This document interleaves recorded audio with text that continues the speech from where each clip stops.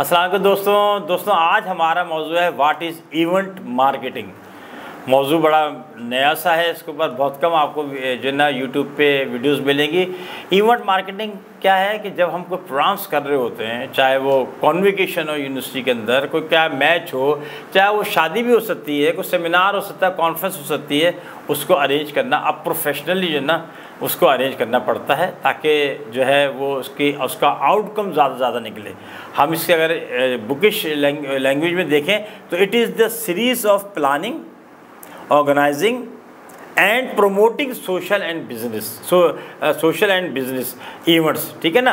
तो कॉन्फ्रेंसेस आ गई, फेस्टिवल्स आ गए, इसके अंदर फॉर्मल पार्टीज़ भी इसमें आती हैं जनाब, कॉन्वोकेशन भी मैंने बताया, कंसर्ट्स भी आते हैं बड़े बड़े। अगर आप किसी अदाकार को, गुलकार को बुला रहे हैं, अदाकार को बुला रहे हैं अदाकारी के लिए, तो वो भी फिर बहुत बड़ी तादाद में लोग आते हैं और आपको सारा अरेंज करना पड़ता है। ठीक है, तो ये याद रखिएगा। इसके जो ना 5 स्टेजेस हैं, 5 स्टेजेस वो होंगे तो आपका वो इवेंट बड़ा अच्छा हो जाएगा। Number 1 research and goal setting.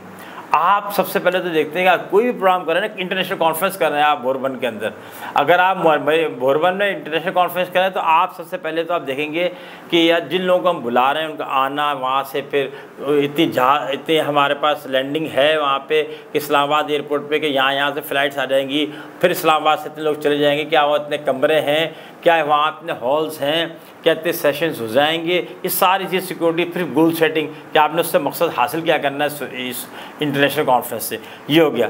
दूसरा है डिज़ाइन द इवेंट। अब आता है असल कि आपने इवेंट में करना क्या है, सुबह क्या करना है, दोपहर में क्या करना है, शाम को क्या करना है, दूसरे दिन सुबह क्या करना है, दोपहर में क्या करना है, शाम को कैसे क्या करना है, वापस लोगों को कैसे भेजना है, आप पूरा का पूरा डिज़ाइन करेंगे। लेकिन ये रन डाउन नहीं है, ये मोटा मोटा आप एजेंडा एक तरह से आप बनाने के, रूटीन बनाने के, शेड्यूल बना रहे हैं इसको। तीसरा है मेक रन डाउन, उस दिन का रन डाउन, इतने बजे ये होगा, ये साहब इसको उठाएंगे, ये साहब इसको इस गाड़ी में नंबर लेके जाएंगे। अभी हमने ज़िंदगी में जब मैं कॉर्पोरेट सेक्टर में था तो कम से कम हमने 20-22 मुल्कों में ऐसे सफ़र किया जिसमें हमारे साथ 100 लोग हुआ करते थे। उस 100 लोग इसी तरह कामयाब हमारा टूर होता था। यूरोप भी गए, फारिस भी गए, मिडल ईस्ट भी गए।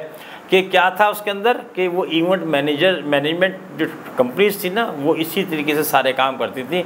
और अल्लाह का शुक्र है सारे जो है बड़े ज़बरदस्त टूर्स थे हमारे। तो वो वजह क्या थी कि वो हमें रन डाउन आखिर में तीसरे नंबर में दे देते थे, सारी की सारी चीज़ें उसमें लिखती थी ताकि अगर आपको उससे हट के कोई काम करना है तो आपके पास उसका क्वेश्चन मौजूद हो। चौथा है इवैल्यूएट द प्रोग्राम।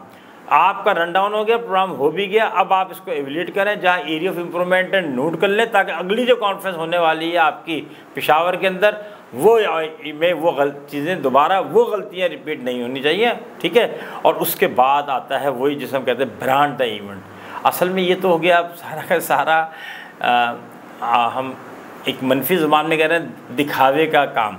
ठीक है ना। प्रोफेशनलिज्म हर चीज़ में आ गया है और हम चीज़ों की रूह की बजाय उसके डिस्प्ले पे जाते हैं, उसकी प्रमोशन पे जा रहे होते हैं ताकि लोग हमें जाने पहचाने, और हम ये सब कुछ उसी में लगा हुआ है। लिहाजा अब हम चाहेंगे कि वो हमारी कॉन्फ्रेंस, वो हमारा जनाब फेस्टिवल हो, चाहे कोई फॉर्मल पार्टीज़ हो, चाहे कंसर्ट हो, चाहे कॉन्वोकेशन हो, वो लोगों तक फैल जाए, लाखों लोग उस तक पहुंच जाए। उस पर खुशी होती है कि 8 मिलियन जो ना फॉलोअर्स हैं फलां के, और फलां को जो ना इतने लोगों ने देख लिया। तो ये 5 हैं स्टेजेस। फिर कहते हैं research and goal setting. Number 2 is design the event, then make a run down, ठीक है ना, ऑफ द डे। फिर इवैल्यूएट द प्रोग्रेस और प्रोग्राम और ब्रांड द इवेंट। अच्छा, इस हर एक के बस की बात नहीं है प्रोजेक्ट मैनेजमेंट की टीम का हिस्सा बनना। इसमें जो लोग होते हैं उनमें क्या क्या होना चाहिए। नंबर 1 तो उनकी जो स्किल्स होनी चाहिए, उन्हें पब्लिक डीलिंग की, लोगों से डील करने की स्किल्स उनके अंदर बड़ी अच्छी होनी चाहिए। ये बहुत बड़े फ़न है और ये बड़े बड़े लोगों में होता है कि उनके अंदर निगोसिएशन स्किल्स होती हैं। देन जो है वो पब्लिक डीलिंग का होना चाहिए, यानी कि शाई हो, तो ये तो है ही सारा का सारा खेल फ्रंट फुट पे आके खेलने का। थर्ड है ऑर्गेनाइजिंग, चीज़ों को ऑर्गेनाइज़ करने की, पहले क्या करना है, फिर क्या करना है, फिर क्या करना है, फिर कहाँ क्या करना है। ऑर्गेनाइज़ करने की सलाहियत होनी चाहिए। बजटिंग होनी चाहिए। ऐसा ना हो कि आपने जिसको कहा था ये 2 करोड़ में प्रोग्राम हो जाएगा, पता लगा वो 2 करोड़ 10 लाख रुपए उस पर खर्च हो गए, तो प्रोग्राम तो क्या होता है, वो 10 लाख रुपये आपके अपनी जेब से क्या मुनाफा तो क्या मिलता है। लिहाजा बजटिंग होनी चाहिए और आपका जो है वो क्रिएटिव स्किल्स होने चाहिए। आपने एक दफ़ा कॉन्फ्रेंस कर लिया, अगली दफ़ा तो मैं आपको जब भी ऑर्डर दूंगा जब आप उसको बताएंगे कि सर भोरबन नहीं, अब फला चीज़ में ये चीज़ करें, अब होटल में नहीं, हम कहीं और रह जाके, अब इस स्टाइल में नहीं, अब उस स्टाइल में रहें, तो जाके आपको फिर जो ना मज़ा आएगा। तो क्रिएटिव स्किल्स होनी चाहिए जो आप हर काम को एक नए स्टाइल से करें। और फिर क्राइसिस हैंडलिंग सबसे अहम है, ये होना तो पहले नंबर पर चाहिए। याद रखिएगा मर्फी लॉ एक कि आप कितनी तैयारी कर लें, कभी भी ऑल ऑफ सडन कोई ना कोई प्रॉब्लम आपके तहत अर्जुलुहुम, आपके पाँव के नीचे से निकलती है जो आपने फोरकास्ट नहीं की हुई होती। सही है। तो हमेशा जब भी आप इवेंट करते हैं तो क्राइसिस हैंडलिंग का सलाहियत होनी चाहिए, ताकि तब कभी भी प्रॉब्लम आए तो पता चले कि आप जो है उस क्राइसिस को हैंडल करने की सलाहियत रखते हो। 4 P's बड़े इसके भी इम्पोर्टेंट है। वो एक 4 P's तो मार्केटिंग में आपने पढ़े, अब 4 P's of the event marketing है, वो है number 1 is planning, number 2 is preparation, तैयारी वाली बात, 3rd इज़ परफॉर्मेंस, और 4था इज़ प्रमोशन।